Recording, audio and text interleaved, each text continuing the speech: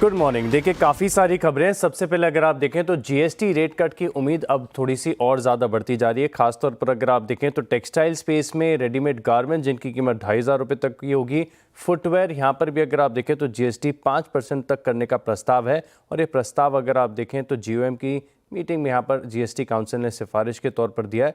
इसके अलावा अगर आप देखें तो सभी मेडिसिन और ड्रग्स यहाँ पर भी 5% जीएसटी करने का प्लान बताया जा रहा है। तो अपने आप में अगर आप देखें तो इन सभी स्टॉक्स और सेक्टर्स के लिए काफ़ी टर्न अराउंड हो सकता है, इन्हें अपनी खास रडार पर रखेगा।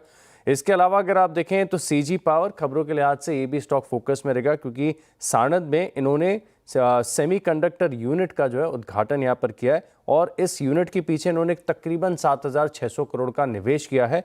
और इसकी जो G1 यूनिट है, इसकी जो क्षमता है करीब 0.5 मिलियन पर यूनिट्स पर प्रति दिन के आसपास है। तो यहाँ पर रखेंगे हम खास फोकस। इसके अलावा हेक्सावेयर टेक्नोलॉजीज इस स्टॉक पर भी आप नजर रखिएगा। कारण यह है कि इन्होंने एक अमेरिकन कंपनी है रेपलिट, इसके साथ स्ट्रैटेजिक करार किया है, जहाँ पर अगर आप देखें तो एंटरप्राइजेस को AI गवर्नेंस और रैपिड प्रोटोटाइपिंग की मदद देगी। तो इसके चलते इन दोनों कंपनीज के बीच में कोलैबोरेशन हुआ है।